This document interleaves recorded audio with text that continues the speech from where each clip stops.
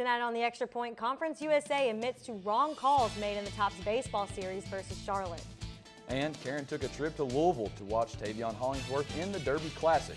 What he had to say about the moment. And finally, Saturday marks the final spring practice for WKU football. What to expect and more coming up tonight on the Extra Point.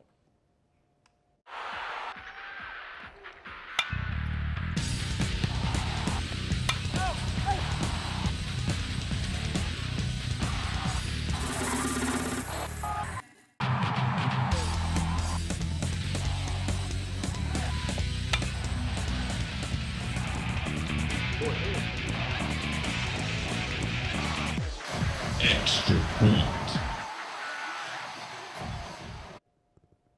Good evening and welcome to the Extra Point. I'm Caryn Isert. And I'm Dalton Godby. Now, Dalton, we've only got 30 minutes to talk about a week's worth of sports. Well, let's get going.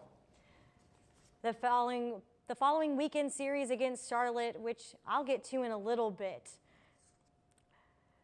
A wrong call was made in Thursday and Saturday's game. WKU Athletic Director Todd Stewart issued this statement regarding two plays where officials could have impacted the final outcome. Conference USA Senior Associate Commissioner Merton Hanks said that the league reviewed the series and acknowledged the incorrect calls made in both games. Now, they also stated that any decisions regarding discipline will be made by league officials. And despite the conference callbacks, the Tops still fell to Charlotte over the Easter weekend. Extra innings for game one of the series wasn't enough, and they fell 6-4. And moving to game two, top 5 conference ranked 49ers were too much for the Tops. They fell again 16-5. And now hoping the Easter Bunny would bring them a win in game 3, their baskets ended up empty, and they fell Sunday 3-1. And with that conference loss underneath their belt, the Tops looked to respond yesterday against Austin Peay for a midweek contest. At one point, they were down by 7, but despite putting up 3 runs in the final 3 innings, it wasn't enough. The men in red fell to the Governors 7-3. Now up next for Pulowski and crew, they will face against Rice in a weekend series at the Nick. The Owls are sitting at 13-25 overall and are currently sitting at the bottom with WKU 11th overall in Conference USA standings with a record of 4-11. Now the Hilltoppers are struggling at a 12-26 overall, and they're chilling at the very bottom of CUSA. The first pitch for the series is set for tomorrow at 5 p.m. Switching gears now to softball, the Lady Tops were in town for a 3-part series against the Lady Niners of Charlotte. Coming into the series toting a 22-21 record, WKU looked to claim a few victories in the midseason series. In the first 2 parts of the series, the Tops handled the Niners, picking up 2 wins. However, on Sunday, the Lady Niners would shut out WKU and take a 2-0 victory. Now, yesterday, the Tops traveled north to face in-state opponent Louisville. Senior pitcher Catherine Downing took the mound as WKU held the Lady Cards to only 1 run, but unfortunately the Lady Tops couldn't get the bats going as they fell 1-0. The Lady Topper softball team leads the nation in one statistical category. Not hits, not runs, not even errors. This one's a little different. Jimmy Stratman has the story. For most kids playing baseball or softball, the fear of getting hit follows them into the batter's box. For WKU softball players Taylor Proctor and Brittany Vaughn, that fear is long gone, and it's paved the way for competition. You know, I get hit today and then she comes back 2 at-bats later and gets hit. Between the 2 of us, I think we probably lead all the teams in conference. The WKU Hilltoppers lead the nation in hit by pitch this season. Strange as it may seem, the team kind of likes it. I've never been on a team that leads the nation in anything, and for that, it's just kind of funny that is the stat that we lead the nation in. For a player like Taylor Proctor, who's hitting .207 this season, getting hit is one of the ways that she can contribute to the team offensively. But those other players might be able to hit the ball better than me, and so if I can't hit, my motto is then get hit, because you get to first. Proctor leads the team in hit by pitches this season with 20, and she's second on the team in on-base percentage. However, taking all those shots can still leave a mark. If they're getting hit in the same spot repeatedly, it gets a little bit more complicated as far as how much swelling they're getting or if it's going to predispose them to some other type of injury. We were taking defense before the game, and I took one off the shin, which, you know, happens every now and then, but I'm not the type to bruise very easily, so I was just kind of shook it off. And my first or second at bat during that game, I took one off the exact same spot and I still have a knot on my shin from it, and basically everything below my kneecap was a bruise at that point. Stories like Brittany's might back some players off the plate. Does that affect the Hilltoppers when they come to the dish? Absolutely not. Reporting for the Extra Point, I'm Jimmy Stratman. The softball team has been hit 66 times this season. Taylor Proctor and Brittany Vaughn account for over half of that. Now moving to the gridiron. For the first time ever, the spring game had a draft. That happened on Monday in the Hardball Club. Commissioner of the event was Gary Ransdell. He mandated the entire thing. And for the first pick for the red team, none other than senior QB Mike White. And for the white team, tight end senior Dion Yelder. Players had the chance to strut their stuff and show off in front of family, friends, and even coaches. You know, I wanted to come and see how the team was going to do and see this new thing that coach and the staff are trying out for the spring game. Hey, nothing better than being with QB1 over here, you know what I mean? I love the guy at death. Can't wait to get on the other side of the ball and get some pass rush and mess up the quarterback for the other team so this quarterback can get on the field for us and score some points, baby. Now, the spring game is what WKU fans have to look forward to on Saturday. The first showcasing of new head coach Mike Sanford and crew. WKU fans will get a first glimpse of what the 2017 campaign will look like. The spring game will kick off at 3 in Houchin-Smith Stadium, and admission and parking are free for the event. Now, to keep up with the game, follow the Extra Point on Twitter at ExtraPointWKU to get all the game updates. And to prepare for the spring game, Coach Sanford and his marketing team hosted the first tailgate practice. The overall goal was campus involvement. The event included free food and dance competitions between the team and even Coach himself. Before practice ended, Hilltopper fans had the chance to test their skills with a 40-yard dash competition in front of the coaching staff and the team. The top 5 finishers for the women and the top 10 finishers for the men will compete on Saturday at the game. I mean, it is what it is. It's tremendous. I mean, we couldn't do what we do without having the fans come to events like this, having students come to spring game, having students come to home games. I mean, it's very important to get the community and the campus community, for one, to get very involved in athletic events. Now, this week's hero on the hill has been a hero to WKU for not just a week, but for nearly half a century. After 47 years of serving as the associate athletic trainer for WKU sports, Bill Edwards, otherwise known as Doc E, has decided to call it quits. A 2016 WKU Hall of Fame inductee, Edwards' time on the Hill traces all the way back to 1970 when he began as a student athletic trainer. After announcing his retirement earlier today, WKU says that he will be honored at the annual spring football game on Saturday.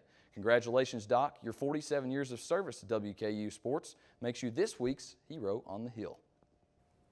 And in the words of DJ Khaled, another one added to the basketball roster. Find out who. And track and field split their squad up as they sent half out west and half to Austin Peay. Listen, I realize that I'm not perfect, but it all really started to change because you judge me for having a problem. No one is going to know that I need help. I need help. I know that no one is going to judge me for having a problem. I realize that I'm not perfect, but it all really started to change because you listened.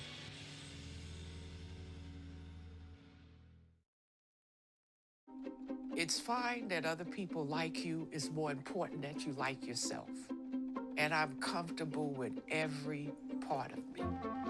Meals on Wheels coming to my door as someone who's housebound assures me that I'm not forgotten. They care that I'm okay. My name is Asha Ida Bell. America, let's do lunch. Drop off a hot meal and say hello. Volunteer by donating your lunch break at americaletsdolunch.org.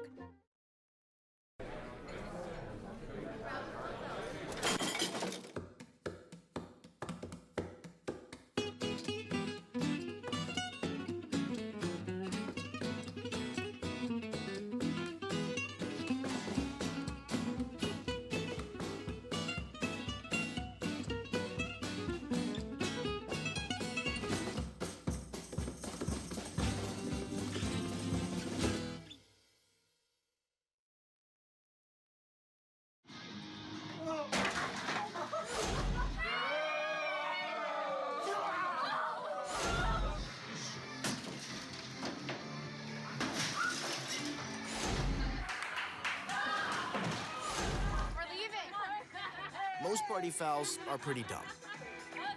But if you decide to drink and drive underage, you could lose your license and your freedom.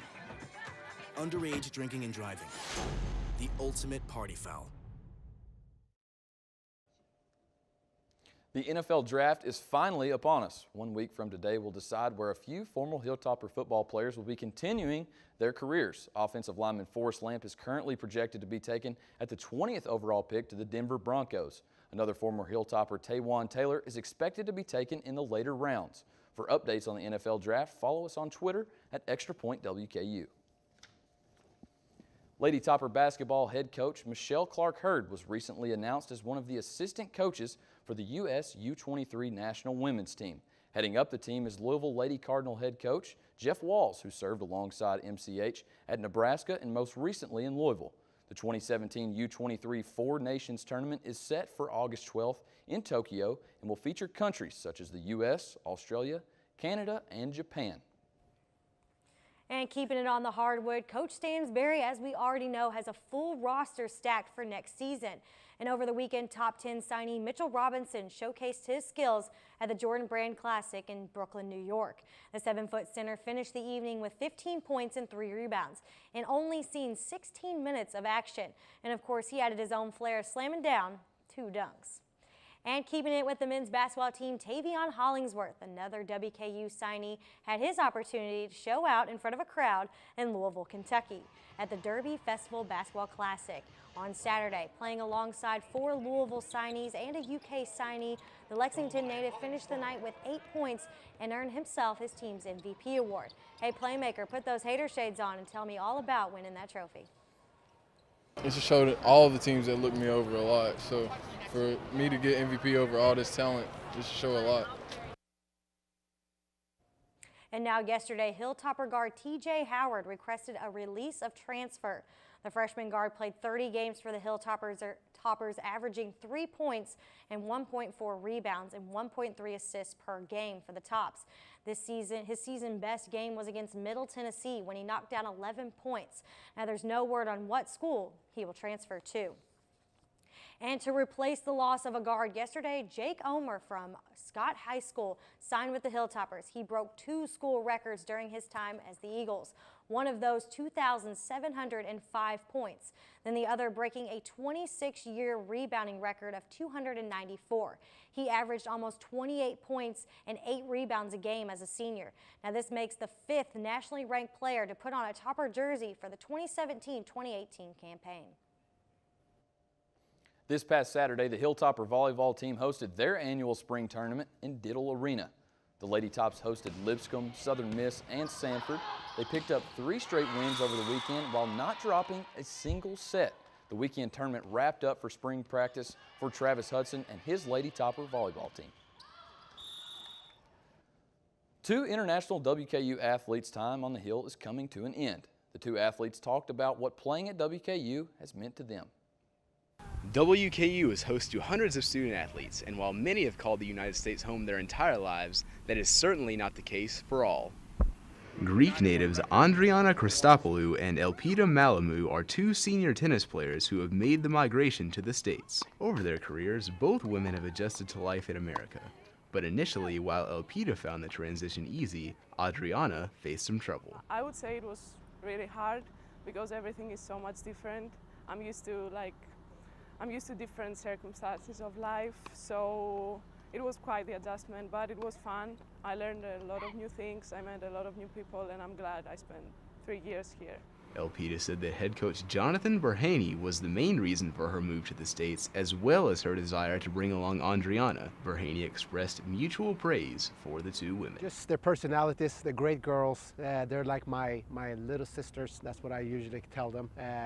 They're good, their humor, you know, everything, just guiding them through academics, tennis, just knowing, you know, their emotions, what they're going through, just everything, the whole package. They're just great group of girls. Both Andriana and Elpida have yet to decide what their next step is, and while they both agree that they would like to see their family, America has certainly made its impression on them. I will certainly miss the team, the girls, our coach, and just a different culture. I would probably miss the college life. I will miss the fact that I could study and play my sport at the same time. I would miss the refills in the restaurants because we don't have such thing in Greece. From the game, to the relationships, to the free refills, American life has been a pleasant ride for Elpida and Andriana. Reporting for the Extra Point, I'm Miles Schroeder. And tonight, the tennis team is taking on FAU in the first round of the Conference USA tournament down in Denton, Texas. Now, over the weekend, the track and field team competed in the Mount SAC Relays and Austin Peay Invitational. 10 Hilltoppers finished in the top 5. Two of those titles were claimed by vaulter Morgan McIntyre and the other from Khadijah Valentine in the 100-meter dash. And for the men, junior Julius Morris finished 3rd out of 64 competitors in the 100. And for the hurdlers, Jonathan Hayden finished with a personal best in the 110 and placed him 3rd. Desmond Mobley finished the weekend with a 2nd place finish in the high jump. Now moving to the women, Ariel Terrell clocked a time of 12:12, placing her 3rd in the 100. Then Kyla Smith took home 5th in the 800 meters. Now rounding it out for the jumper, Sandra Akachukwu placed 5.4 meters, taking home 4th in the long jump. And for one WKU track and field competitor, she's taking her talents to a new height. Reporter Dee Green has the story. It's outdoor track season on the Hill. So far, the tops as a group are number 21 in the nation. But one person rising to the occasion is pole vaulter Morgan McIntyre, an improvement that's been making the record books. So over the years, I've gotten stronger and I've gotten faster, and my mentality's changed. Like, I can do good, like I am good. You just have to believe in yourself. McIntyre had a great showing at the Hilltopper Relays by PRing 3 times, which helped the team clinch the #1 spot. And then the second time it was my turn, I jumped and I cleared it. And I just came down and I started screaming. I probably sounded like a little 3-year-old girl, but I was so excited because it was a really big PR and it was just a really good day overall. This Ashland, Kentucky native has been motivated by herself and teammates to reach her #1 goal, nationals. A goal that is 3 years in the making. Not only has Morgan McIntyre been lifting herself up, but she's been bringing her PRs with her. With an Indoor Conference USA championship and a Hilltopper Relay championship under her belt, she has the possibility of competing at a national level. McIntyre is currently ranked 3rd in WKU history and tied for 21st in the nation with a little more than 4 meters. The tops will return to action at the Georgia Tech Invitational and War Eagle Invitational this weekend. With the Extra Point, I'm Dee Green. Thanks, Dee. Morgan McIntyre has the opportunity to compete in Eugene, Oregon this summer if she places in the top 12 in the East preliminaries. Now, all of that will take place at the end of May. Now, don't you change that channel. You have to witness Caryn's last going for 2. Right, Dalton. And just before we bring you the story of the man who's just going to prove anything is possible. Well, Thomas, you've got prediabetes. But with more exercise and a change in diet, it can be reversed. I've tried exercising. It just makes me hungry for bacon. I love bacon, too. And who really likes to exercise? Not me. Me neither. Nobody. So we're good? What? Oh, you still have prediabetes. Big time. We cannot be bystanders. We can stop to make sure someone is okay. We can warn someone when their drink isn't safe. And disrupt the situation. We can. Get someone a cab. Or walk them home safely. We can make campuses safer for our friends. Our roommates. Our classmates. Our fellow human beings. We cannot be bystanders. We can. Intervene. It's on us. All of us. Learn how and take the pledge at itsonus.org. You know what, guys? There's a lot of tree branches and dry brush over here. We should probably move the bonfire over there.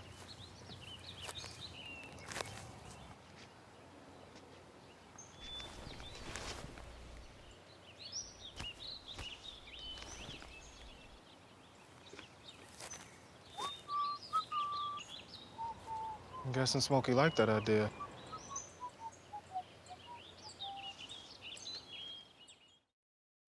I adopted Bento in 2010 from a shelter. As it turns out, we have very similar personalities. And this cat makes me make art because he's always motivating me to take pictures of him, to draw pictures of him. He just is motivating artistically. It's just that simple. Well, he's my best friend, but a lot of people know him as Keyboard Cat.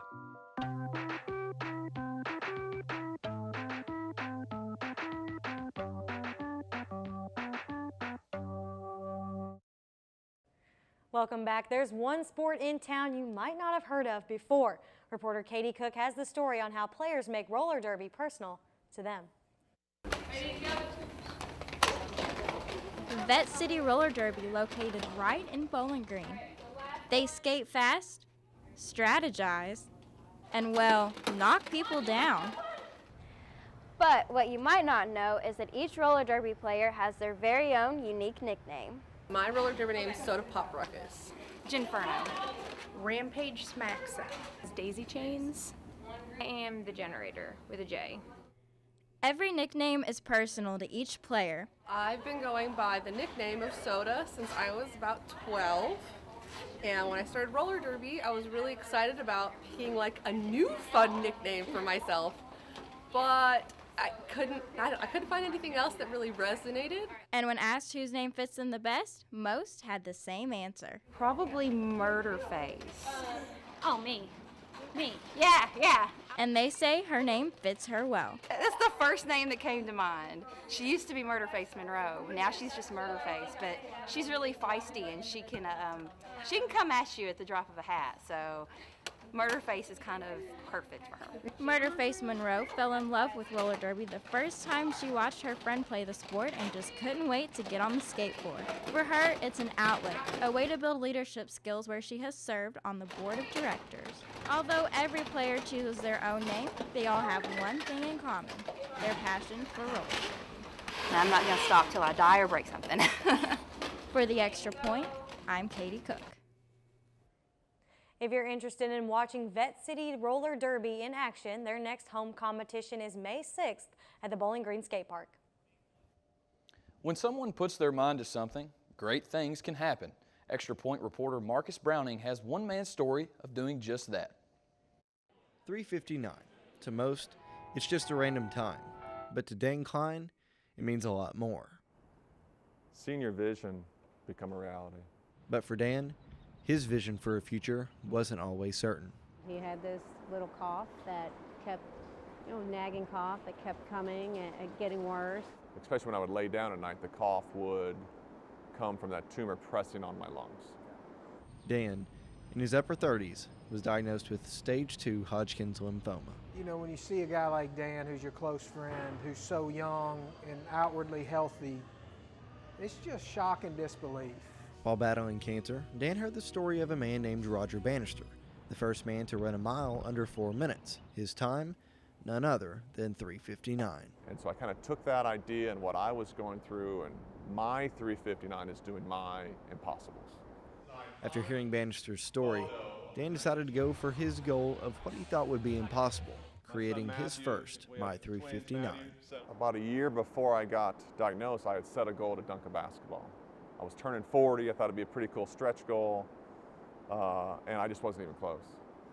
But I thought, you know what, I'm gonna go for it. And so that was the first 3:59. And it wasn't about a dunk, it was reclaiming my life and really setting out to do that impossible. After entering remission last fall, Dan's battle with cancer along with his My 3:59 vision has helped motivate others to do My 3:59 challenges of their own. Yeah, I've done a couple marathons. What if I put another 13 on top? What if I put another half marathon on top of that and I ran 40 miles on my 40th birthday? How cool would that be? And to be able to take something as negative and as disastrous as cancer and turn into a positive, not just for myself, for others, but that's incredibly rewarding. Dan's definition for a My 3:59 isn't just to complete a physical challenge, but rather to continually challenge yourself to do more. That's the scary thing for me, is I can sit here and think ahead and think, what do I want to accomplish? And the only one keeping me from doing it is me. It's not settling for mediocrity, right? It's challenging yourself to just be better today than you were yesterday. But when you really have to work towards something, whether it's a degree or a job or a physical accomplishment, when you get there and realize all it took to put yourself in that position, that's the real takeaway. Reporting for the Extra Point, I'm Marcus Browning. And Klein already has another My 359 in the works. He plans to walk along the rim of the Grand Canyon this summer. Up next, we've talked about it once today, but we'll show you the final jaw dropper of the week.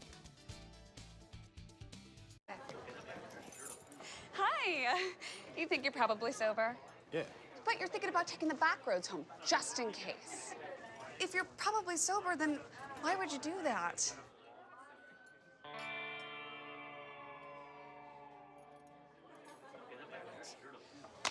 Good choice. Probably okay isn't okay. If you see a warning sign, stop and call a cab, a car, or a friend. That's a full glass of wine. I'll be chatting you later.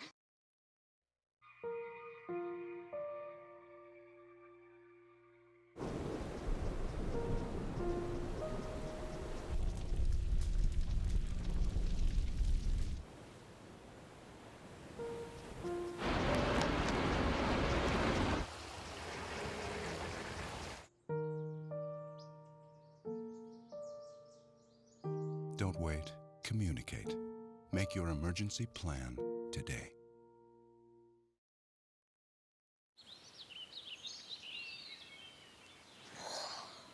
Oh, look, a redhead. Staring contest.